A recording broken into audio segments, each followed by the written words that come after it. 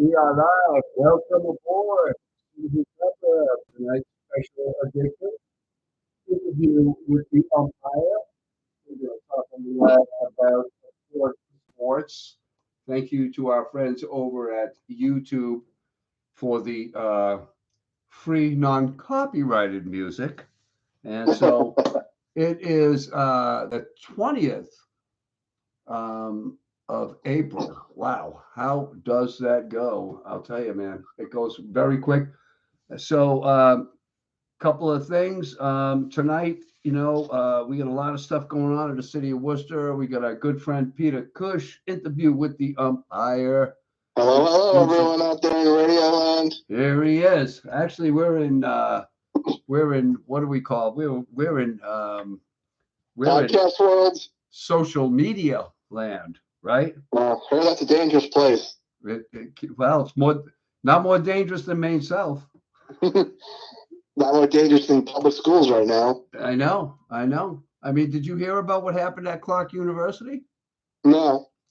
So they were playing a pickup game, or some people were playing young guys, and they were playing a pickup game in basketball in Maine South around Clark University. I don't know if it was on the college campus and two dudes, 17, 24 years old, whatever, stabbing, because I always said Worcester's really, I mean, it's graduating to a shooting town, but we're right now Worcester's always been the knife thing. Not that I'm not condoning violence here, but this one dude stabbed, two people that they were playing pickup basketball against, and so here you get this bright spot that's Clark University. Beautiful. Of course, it was on the Boston News because now Worcester's somebody because our rents are so freaking expensive,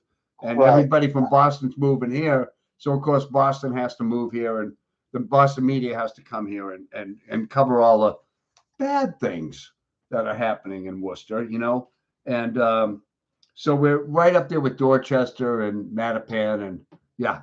So you mean Murder Pan, right? Yeah, Murder Pan, exactly. So anyway, Don't forget, my favorite one was always Gun Wave in New Haven. Gun Wave in New Haven. That's a good one, actually. That's a good one. I mean, I stole that. I can't take full credit for that. I stole that from somebody. I don't remember who, but I did steal that. Well, pay it forward. Now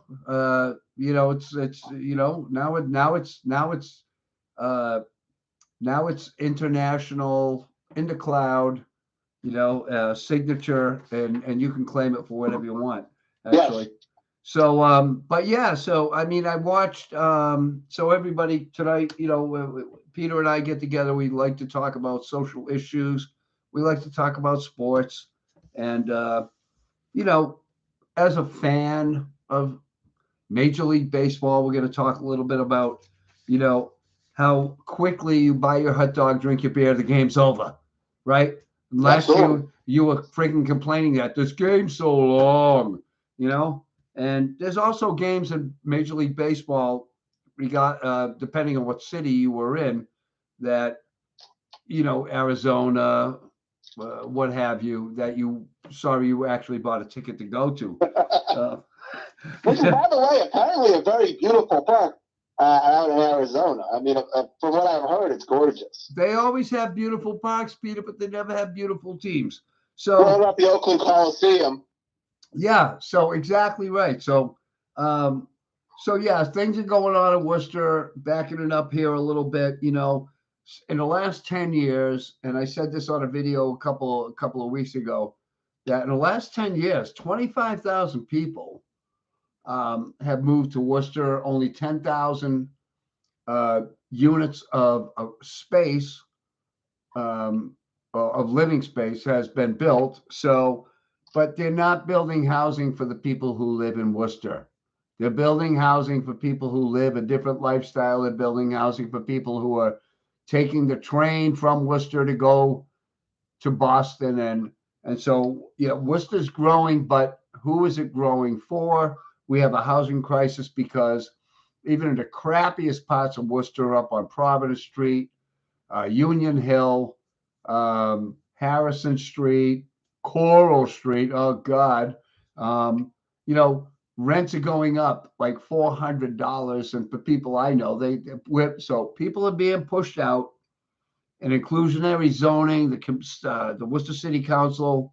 I don't know, Peter, if you heard about that, but you know, developers that develop real estate, they don't have to come in here and follow any code unless it's a city code. They don't. They're for profit. They could care Right. less about the community. They don't Right. care God about bless the community. America, capitalism and all. Yeah, exactly. They don't care about they're coming into Worcester because Worcester's the Goldilocks zone. It's growing.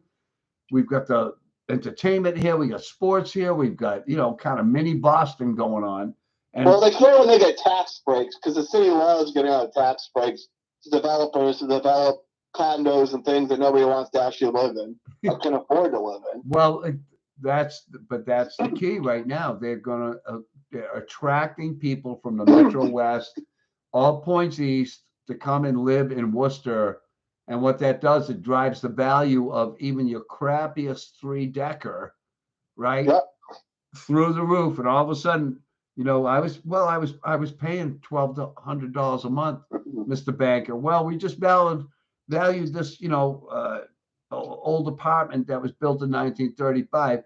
It was $250,000 for a 3-decker, but now it's $450,000. So the rent, the landlord passes that the cost on to people who can afford to live there, casting the people who did and were able to live there out on the street, and they're all moving. And I did some research on this. The people from Worcester now, they're not the people that grew up in Worcester, grew up here, are going to live in Southbridge, Webster, all the Brookfields, the more affordable places. What's that going to do? Eventually going to drive those rents up too. So housing. Well, I think I think we take a step back and look at, kind of a little history. Worcester for a long time, if you remember way back when in the day, and I think we talked about this in person, they used to have that slogan, if you live here, you'd be home by now. And that was really targeted towards getting people from Worcester, Metro West, to move into Boston, because they realized, like, here you are sitting on the Mass Pike or Storrow Drive for an hour and a half just to get to work. Mm-hmm. And it was, the idea was, move to Boston, move to Cambridge, move to and that was actually Cambridge, but same idea, move to Boston, move to Cambridge, move to Somerville, and you don't have to sit in an hour and a half, 2 hours of traffic. And it really worked for a long time. And it really pulled a lot of people out. And the city for a long time struggled at trying to find a way to get people to come back. Right. And it finally has started to see people come back, because as bad as Worcester's housing market is, the housing market in Boston and Somerville and Cambridge and Milton and all these towns are through the roof. Mm-hmm. And so Worcester has become an affordable option, and in a way, the suburbs, like you said, Southbridge, Sturbridge, Paxton, these towns now, even Rutland's gotten big in the last couple of years because the services have gotten better. I mean, before it was, no town trash, you had to have well water, and you're lucky if you had indoor plumbing. And nowadays, it's people are working remote. They don't have to go to Boston. The school systems are much better and much more improved than they were in the early 90s. And so that's, I think, why you're seeing a big influx of folks coming back into the central and western Mass areas. Yeah, I agree, except Paxton is where the beautiful people have always lived. That's been always the Paxton, Holden, Rutland have always been the extension of the west side of Worcester, where all the old money is. But agreed that exactly your point is taken. They're going to be taking almost the refugees from Central Mass, being Worcester, right? And you're just going to see the migration. It's going to be a great migration west, and I don't know. Who knows what it'll look like in 10 years? But you know, I mean, we're what 3 years into Polar Park right now. Yeah. So what are your thoughts on that? Well, I mixed. I mean, I think in a way, I'm pleasantly surprised that there still seems to be a desire to go to the games. I still think they completely flopped the parking situation. I still think you should not have to pay third parties $10 to $15 to park to see a minor league baseball game. That's, I think, a travesty. But overall, I think the park's doing well. People seem to be embracing the team.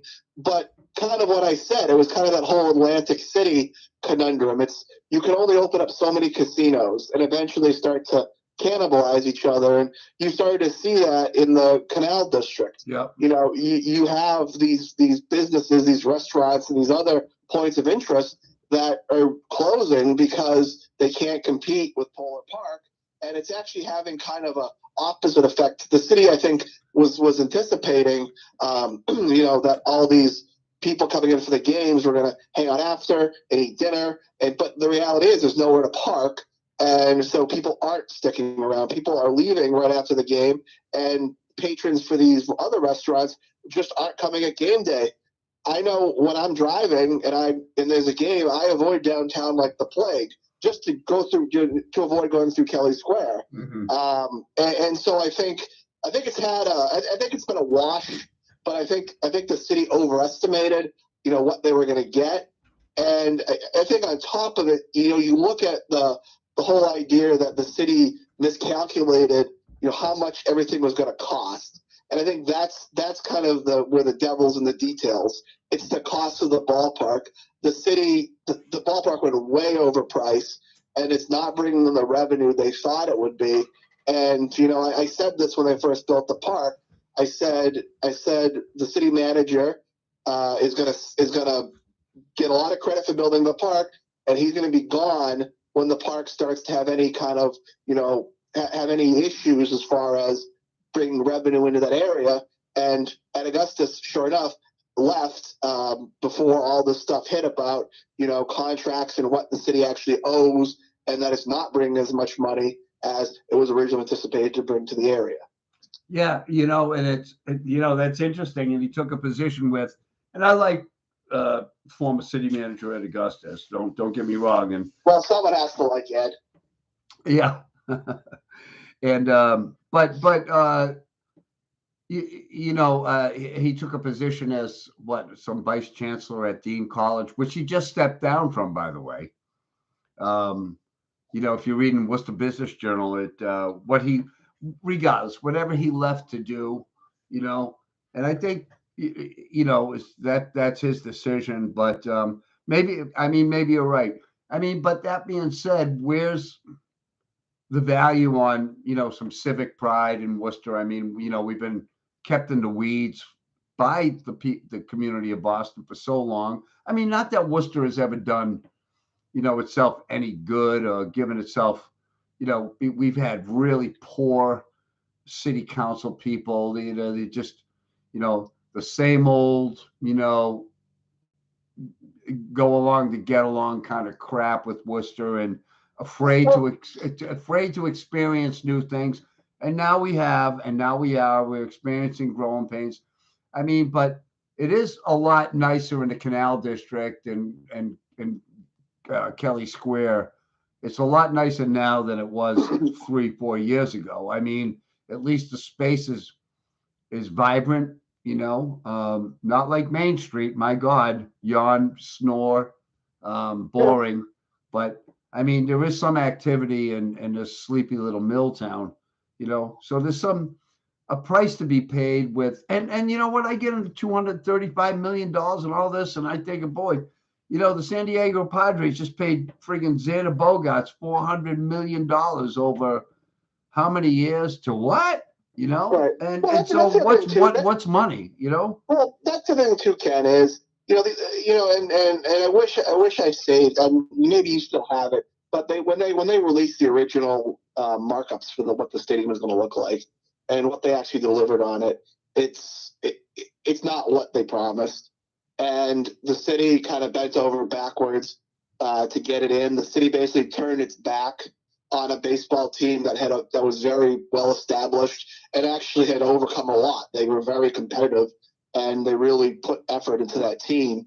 And the minute they can get a shiny new toy, you know, and to the Bravehearts' credit, even though their attendance has gone down quite a bit, they've managed to hang in there.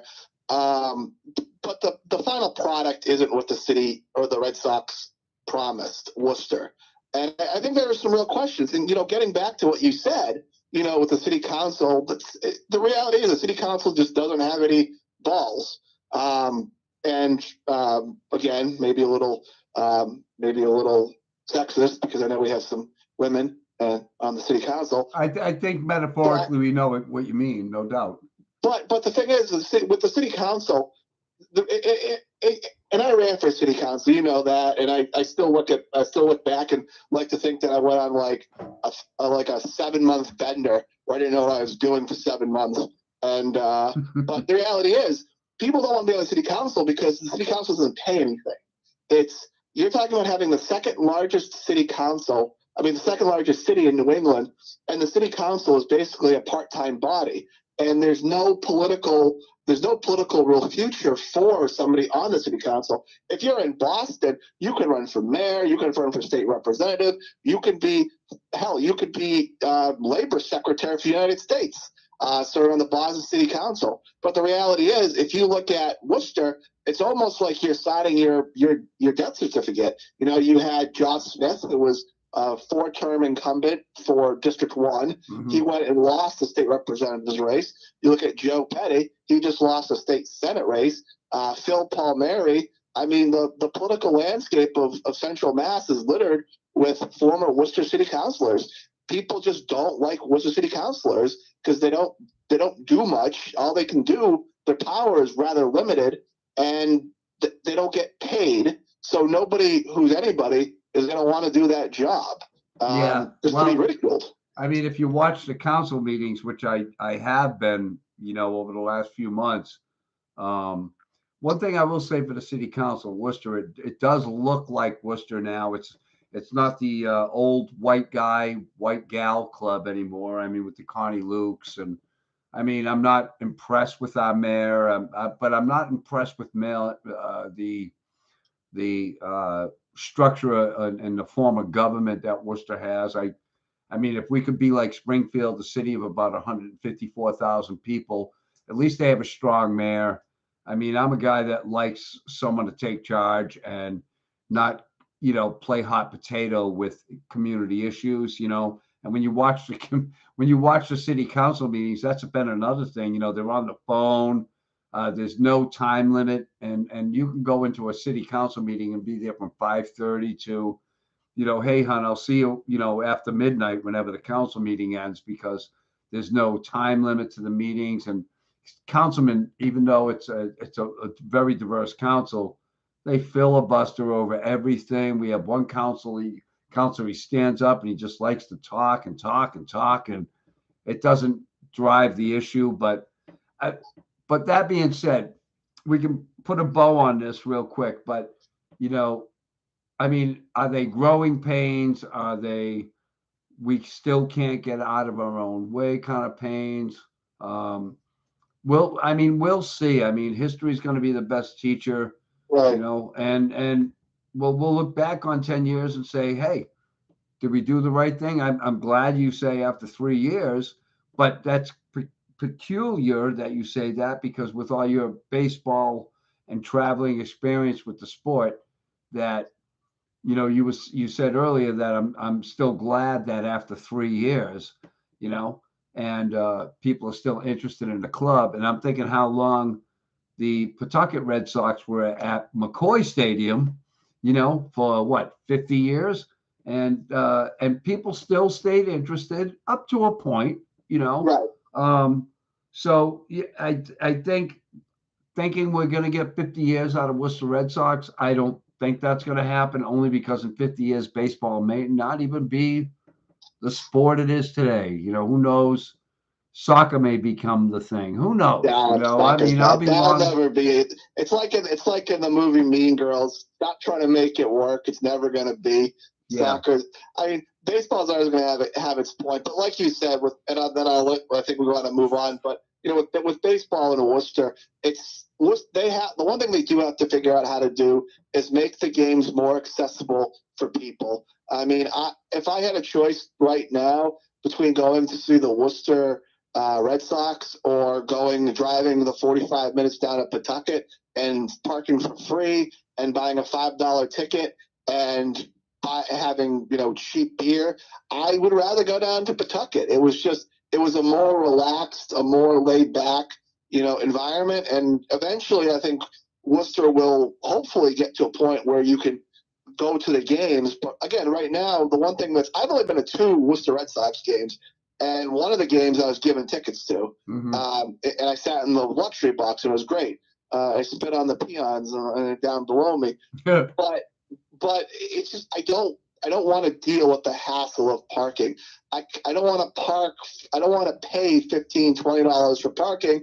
I don't want to park on Pearl Street and take a golf cart, a 6-minute golf cart ride through the war zone to get to the ballpark. And I don't want to leave my car on some of those streets around Crompton Park at night and then walk there after the game. It's not convenient, and until it gets more convenient, yeah, I'm not really interested in going on a regular basis. And that's fair. And that's fair because, when these vultures that, whether it's the DCU Center, any event, all of a sudden the parking lots open up, and it is like Boston. That's what Boston does, right? Yeah. The closer you want to closer you want to park to Fenway, the more it is, and the further away it's that's why actually just making frigging baseball, major league, minor league, more affordable and accessible. So, they can make the pitch clocks and speed the games up and all of that. And, but it's, when you're taking your family to a ball game at Benway, it's an event. It's going to cost me $300, $400, $500 between parking. We can grab something to eat, and it's not something you're going to, you know, chew, swallow, repeat. You're not going to do it. You're not. It's going to be something you have to have a planned night out, unless you're one of these rich dudes that can afford the season tickets. And this Red Sox team, good luck with that this year. But I get it. It's just and so let's talk about that. I mean, the average baseball game, there's been a lot of changes. And again, tonight here with Peter Cush, there's been a lot of changes to the game of baseball on a major league level. We kind of wanted to get into that. Right now, the average length of a baseball game in 2023 is 2 hours and 38 minutes per 9 innings. Almost 40 minutes less. Yes, it was last year at 3 hours and 3 minutes. Okay. And now it's the lowest actually since 1984. In 1984, the average length of time for a baseball game was 2 hours and 35 minutes. And I will say this, that baseball surrendered the game to the players and forgot the rule books. They allowed the Nomar Garcia Powers to back out of the batter's box and affix his Velcro gloves because he didn't swing the bat. And yeah, exactly. Instead of get in the friggin' batter's box and swing the bat. So this year, and we have some, players and people that are like, hey, man, I just bought a beer and I bought a hot dog and I'm sitting here and all of a sudden the game's over. We had a pitcher for, I think it was the Red Sox. It may have been, I forget what are the pitchers. No, it was not for the Red Sox. It was another major league pitcher that said that now they used to stop selling beer in the 7th inning. Okay. Yeah. Give people a chance to sober up. But now they're realizing that with the advanced time of the game and the way it's sped up, that it's cutting into the sales at the concession, particularly beer. So now they're allowing beer to be sold up to the eighth inning. And one of the ball players said, well, that's not right because, these guys, they drink a lot of beer, and those 2 innings, were for them to sober up, which is kind of like, I mean, Major League Baseball shouldn't be policing people's personal behavior. But then again, you've got a family and whatever, and they're drinking the beer, and if they can afford it at $8, $12 a whack, So now there's all these, adaptations that have to happen because that they didn't see. Maybe they didn't think about, like, if we get a pitch clock, we do this, we speed the game up. Well, people are drinking faster, they're drinking more, and now let's make it the eighth inning to slow people down, right? But they're still going to drink the same and get into their cars and drive home with their kids. So it's kind of effed up. But so I'll let you speak to the changes. What are the particular changes this year and Major League Baseball, and are they working? So, I mean, obviously, and then I want to kind of change the conversation, because I think that it's not about the time; it's about what happens during the course of the game. And I think this has kind of been like the bugaboo for baseball, because the baseball games, especially at the major league level, were getting incredibly long and just dull because nothing was happening. You were getting, and I hate to say it because, it's on Felger Maz all the time, but they're right, is you're getting these outcomes that are predetermined. And when you had the shift, you instead of these big guys like David Ortiz or Chris Davis or any of these big thumpers, when they came up to bat, they weren't gonna bunt. They were never gonna bunt. Right. They were gonna they were gonna smash the ball. Yep. And they were gonna be dead pool hitters. And that's what they are. They were dead pool hitters probably since Little League.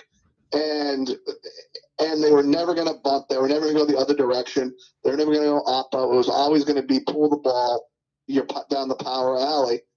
And I think that's when baseball messed up. It wasn't so much the time of the game, because, like, if you look at a great hockey game or a great football game, you almost don't want the game to end. You would love a long hockey game if it was full of action and excitement and intrigue. The problem that baseball found itself in is you were going to the game and you were getting a home run, a strikeout, or a walk. And you were getting one of those three options, and the ball wasn't being put in play. And I kind of grew up, I was born in 86, so I grew up in that period. I remember before when you had seeing eye singles, where you had line drives, up the middle, ground balls up the middle, that would be a single. From the late 2000s up until this year, you don't really have any ground balls up the middle for a hit, because you have the second baseman or the shortstop sitting right on second base, ready to field the ball. You'd have a line drive into right field, and the right fielder would be playing back, and you'd actually have the second baseman playing shallow right, and throwing the runner out at first. And I think that's where baseball screwed up, and where baseball kind of missed the mark. It's not that people don't want to be there. It's that people, if they're going to go there, want to see something happen. And I think that's where baseball started to lose a lot of fans, especially watching the game on TV, because there's still fun to go to a game. You go with your buddies, you have a few beers, you yell at people, it's fun, and yell at the umps. But I think where baseball ran into a problem was when the games were too predictable. So you had the mammoth home runs, and home runs used to be special.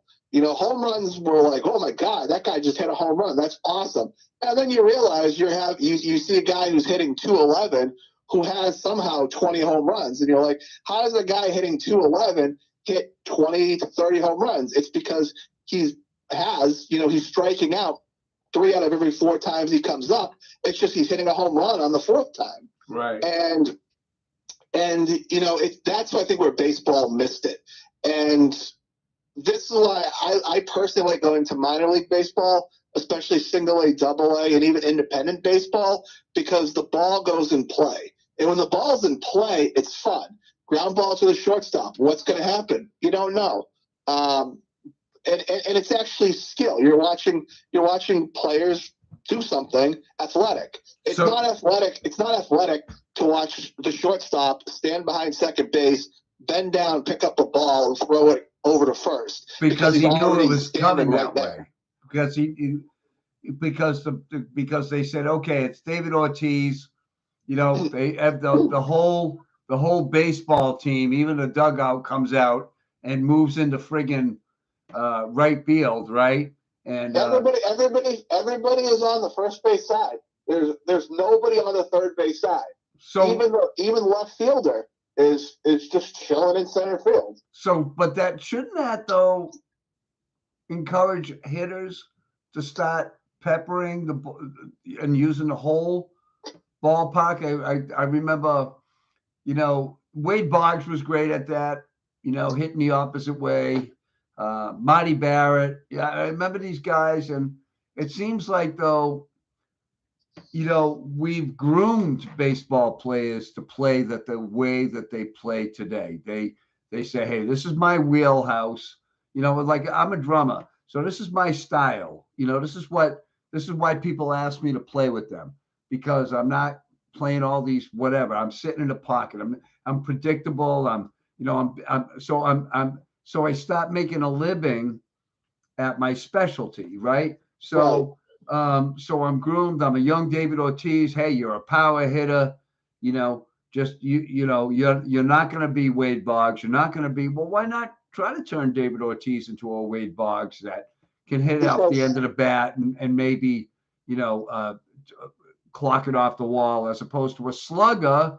When you see the whole friggin' outfield and infield, middle infield shift over to the first base, and David Ortiz, is he ever going to be able to hit it through them? No. So, is it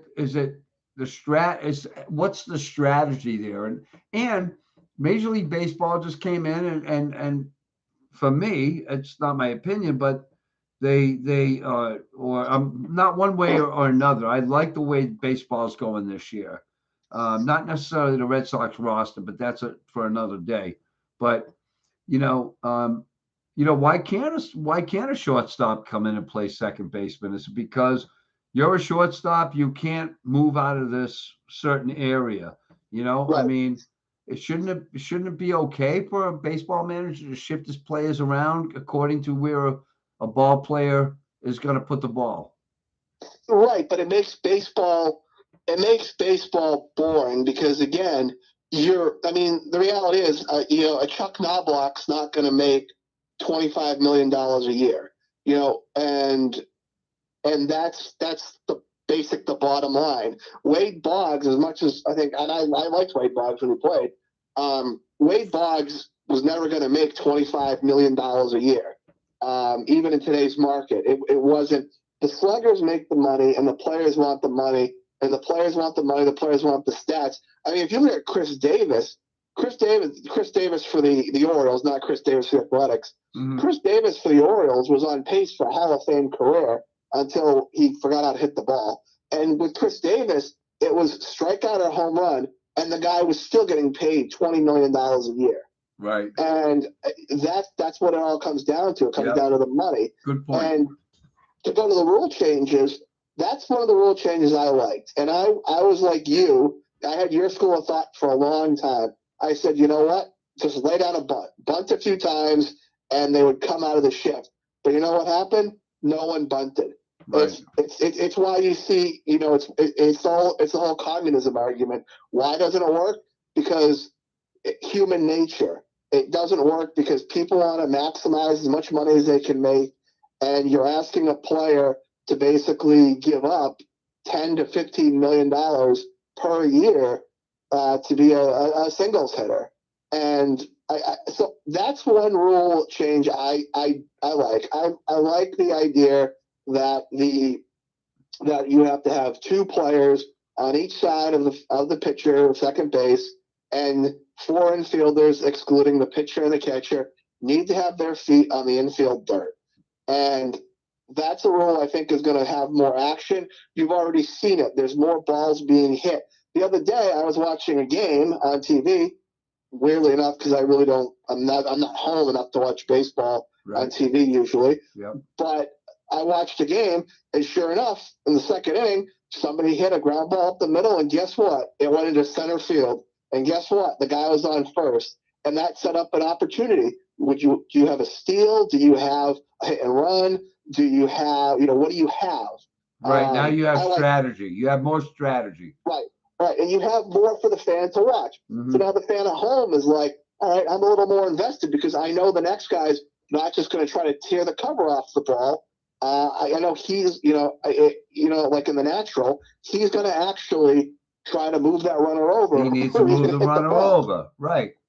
So that's one rule I like. There are some rules I don't like. I don't like the pickoff rule. I think the pickoff rule is asinine, and I do think that's a problematic rule because with that rule you can make two pickoff attempts at first base, or I guess second base or third base, but that rarely happens. So let's just say two pickoff moves to first base, and then the third one, if you fail to pick the runner off on the third one, it's a balk.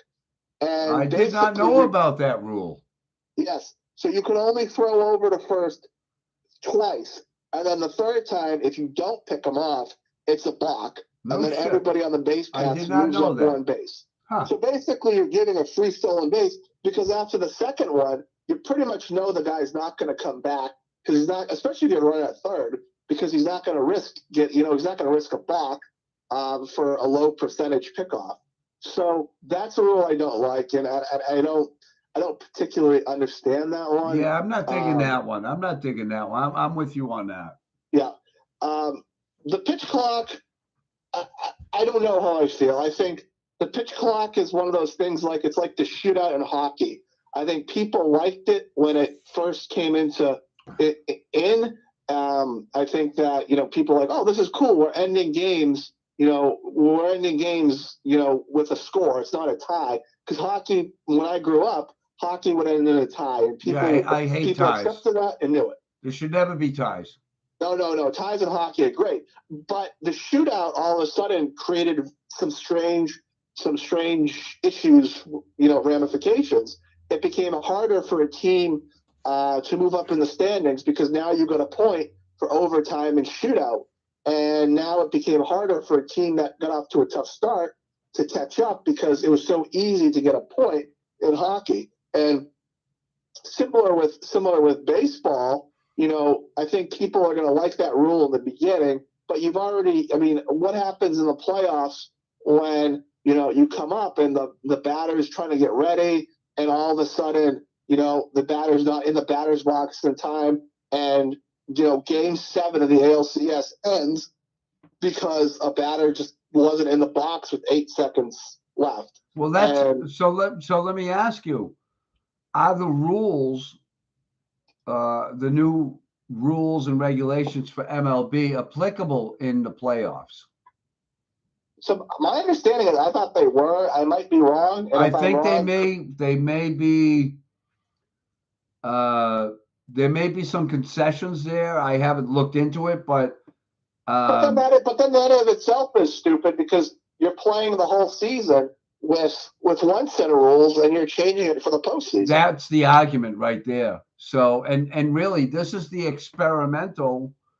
This is the experimental season with that, and the good teams, the Padres, the Dodgers, the Astros, the Yankees. Everybody in the American League East except the Red Sox. I mean, they're good enough to be able to adapt throughout the season because they have the players, and they can probably win regardless of what other rules or conditions that are imposed on the sport, So, but we'll see in the playoffs. I think and I'll look into this. Uh, but I'm not for certain, and I'm not going to get sued here on YouTube for saying that I'm not certain on what the playoffs conditions will be compared to the regular season. But I guarantee I'm with you. I mean, I played That goes 160. back to my point, Ken. Is I don't think the problem is the time. I think the problem and the argument the MLB, the point I think, in my opinion, MLB is missing is that fans want something to see. They want something to get excited about. And I think that if you gave them something to watch and, you gave them like something to get excited about, they'd be more prone to get excited about it. And I think that, again, they're missing the point that it's not that people want to get out of there quick. You just want to see something. Right. Right. Well, it's funny when I look at the 2-hour games back in the 1930s before they installed lights. All the games were played during the day. Right.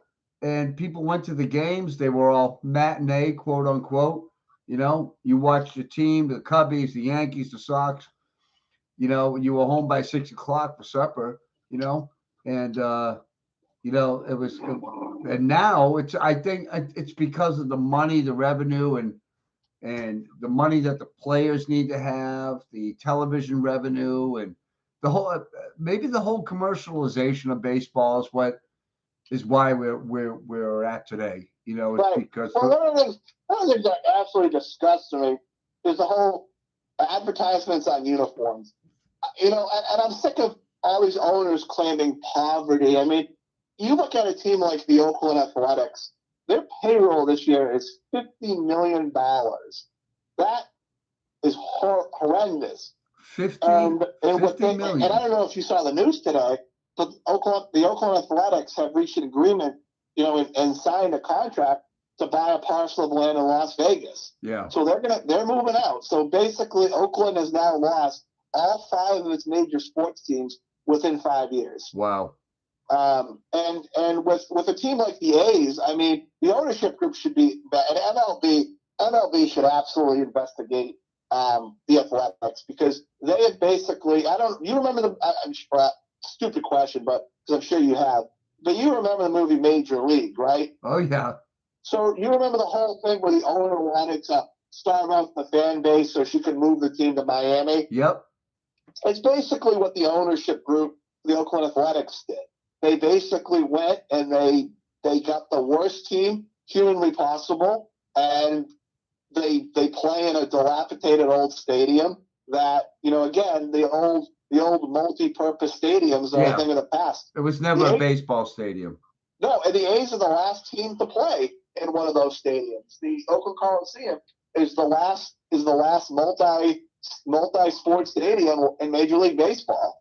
And it's the other day, this was actually funny. I forget who they were playing, but that the visiting team, their announcers, their radio guys or TV guys had to leave the booth because there was an opossum in the press box, because there are stray cat, there are feral cats, there are feral cats, there are raccoons. There was a shooting and it hit the side of the building and shrapnel hit somebody. I mean, the Oakland Coliseum is become a joke. Oh yeah. And Major League Baseball is now going to reward this ownership group after the NFL finally got their act together and got rid of Dan Snyder in Washington. Yep. And I don't for the life of me understand how MLB can let this guy, get away with this. He basically intentionally ran this team into the ground. And the Oakland Athletics, and people say, like, because I read the Facebook comments, and people are very critical of the A's fans. And I'm like, the A's used to have a very strong following. And do you blame them? I mean, how could you, as a fan, want to spend your hard-earned money to watch basically a AAA team on a nightly basis? I know. And you know something, I went back to, when I was a kid and I was like 10 years old in 1973. I remember the Oakland A's when they were a powerhouse before the early stages of free agency, when they had the Reggie Jacksons, the Catfish Hunters, and the Raleigh Fingers and Vita Blue, and you know they were like the Bash Brothers, and they won World Series in the early '70s. And that's when the playing field was even, though, and it's not even anymore. And you're right, and that's why Billy Bean. I know Billy Bean from the I don't know him, but I know what he ran. He had a fire sale a couple of years ago. He got rid of everybody, and that's sending a message to, like, hey, stab me in the heart. I'm done with this. And but maybe this organization needs. I mean, going to Vegas. I don't know. I mean, obviously, you got the Vegas. Vegas has a hockey team now, and they have a football team, and they will soon have a baseball team. Um, I don't think Golden State, they're a San Fran team, so I don't think they'll ever have a basketball team, but which is fine. Too many of them anyway that suck. But that Golden State used to be Oakland.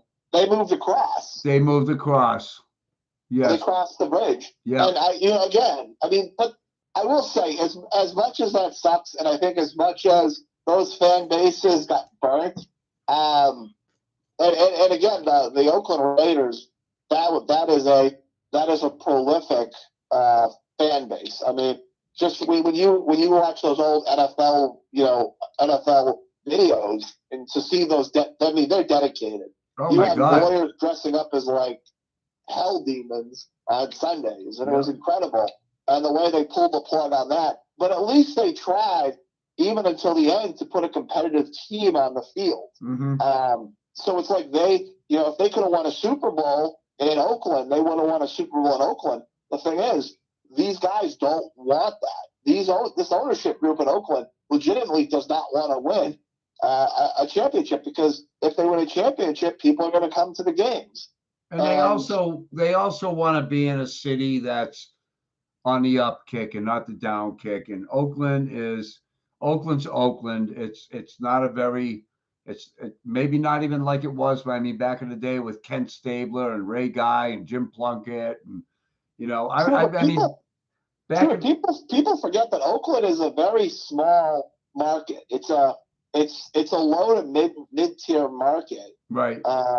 And they really, really, really kind of grab onto that whole fan wants to come from out of town, and they have embraced their teams, but you do kind of wonder in the long term if that'll wear off too. Like I say with the Railers, with the Woo Sox, if at some point the luster will wear off, and how much you can actually bank on the opposing team sending fans. Like, how many times can you go to Vegas before you're like, well, I've gone like 3 or 4 times. I don't know if I want to go to this road trip.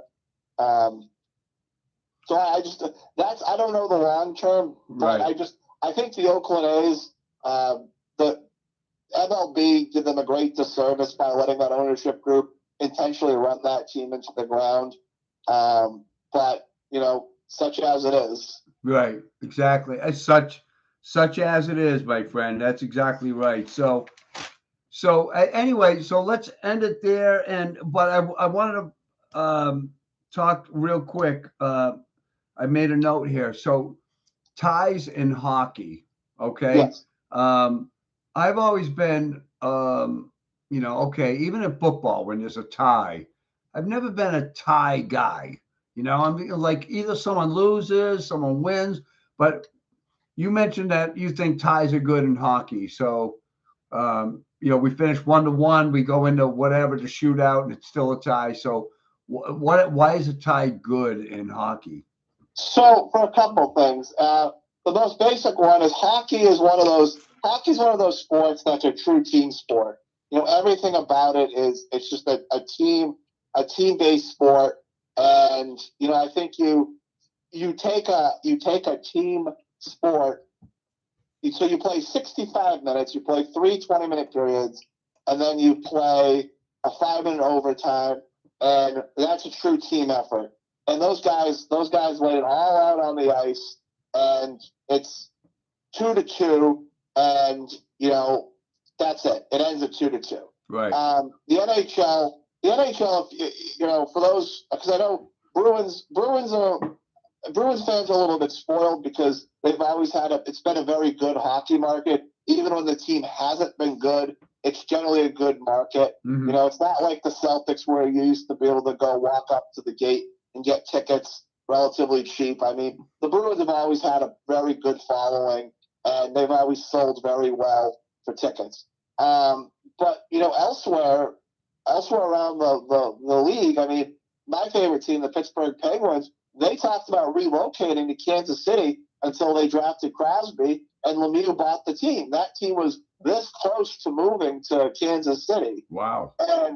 And so the NHL was in a problem because the games were very low scoring. And the NHL made rule changes to get rid of that. First, they got rid of the two-line pass. And again, I won't get too technical because I don't know how many people actually like hockey here. But basically, the two-line pass meant you couldn't pass the puck over two lines. It was considered offsides. And they got rid of that, so it basically made the game faster.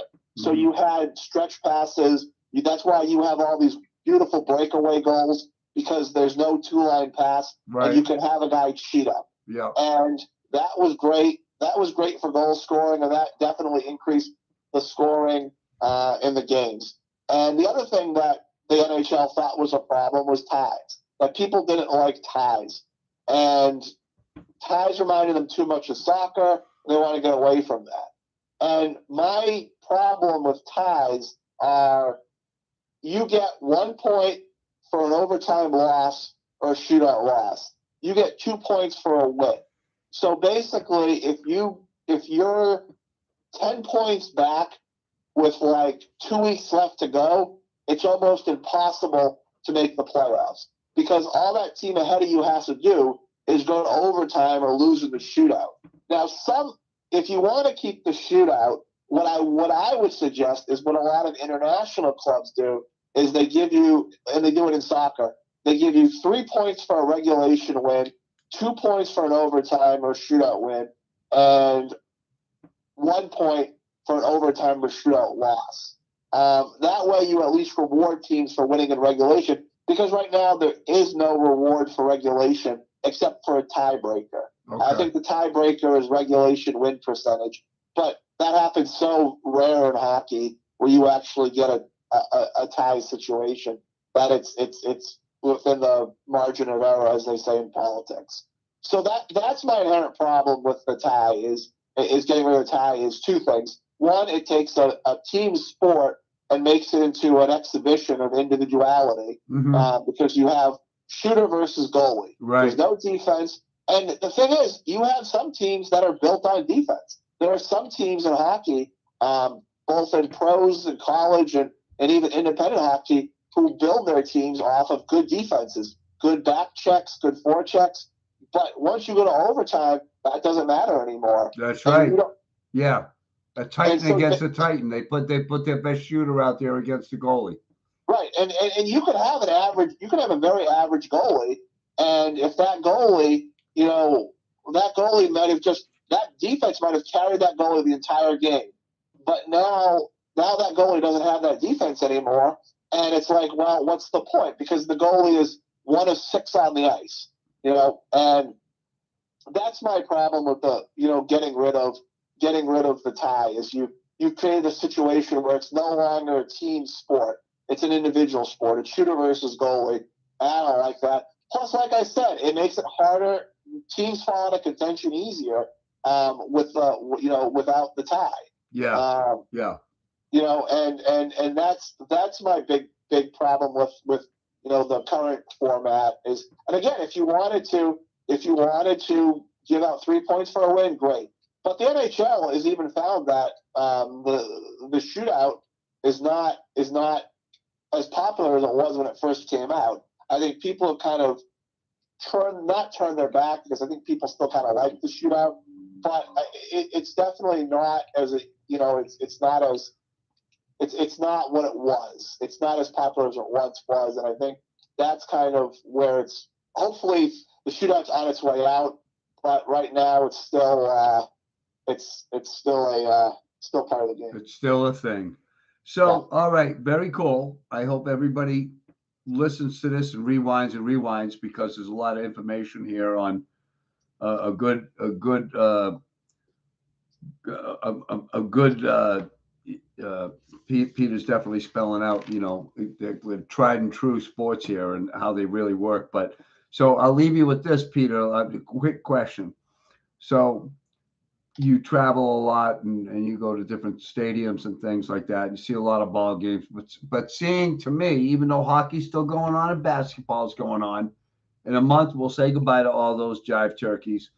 Where is a good place to see a good or travel to? Where is a good stadium to see a good minor league, not major league, minor league, double A, baseball game? City. So when you say travel, state. how far are we talking? Because I'm just saying, if you drove want to travel in a radius of, if you're a sports enthusiast and you want to go, see a different stadium and get a good feel for a ballpark, say within a 300-mile radius here of Worcester, Mass. Outside of Worcester and the Woo Sox. What stadiums have you been to, and what would you say to people listening right now to say, hey, I would travel 200 miles to go see this club because it's good baseball, it's a great park, go on a good, July 22nd, on a Wednesday night, and it's sun still out and the food is good, the parking's free. Where are you sending me? All right, so if you want to kind of stay local, I'll give you a couple. All right. And then I'll give you a local one. I'll give you kind of the people out there. If you're in this area and you want to get to a game within 2 hours, but still kind of fun to watch, I'm a big fan in Hartford. I think Dunkin' Donuts Park is a great stadium. It's gorgeous. It's state of the art. And they're double A? That's the double A for the Rockies. They built the stadium's only. I think this is the 5th year the stadium's been open. It's a beautiful stadium. I highly recommend that. And those are the Yard Goats? The Yard Goats.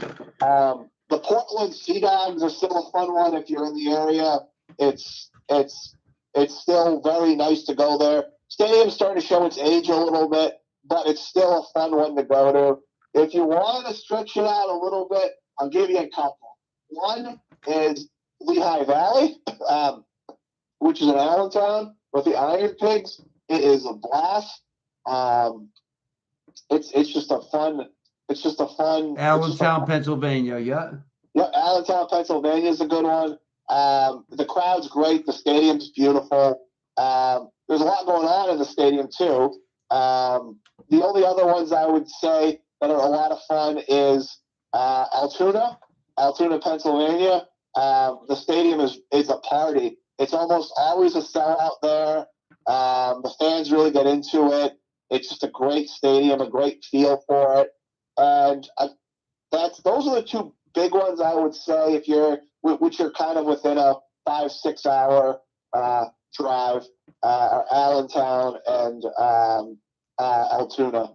Those are really nice spots. Well, that sounds good, man. So, hey, I mean, if I had it in me, I mean, those are the things you do. You kind of make it a trip, you make it fun, and taking some of the sites, some of the local food, and it's also, sports, don't have to be so expensive. They can be entertaining, and we know that, we watch our major league clubs and we want them to make it to the playoffs every year, and I think that's why there's so much money invested in major league sports. But let's not forget where all these major leaguers started. They started in the little league, and playing ball here and maybe trying to make it to the Olympics. But there's still good baseball to be found local and abroad that's affordable, that you can have fun with, that's not going to cost your family or yourself, whether you have a family or not, a bunch of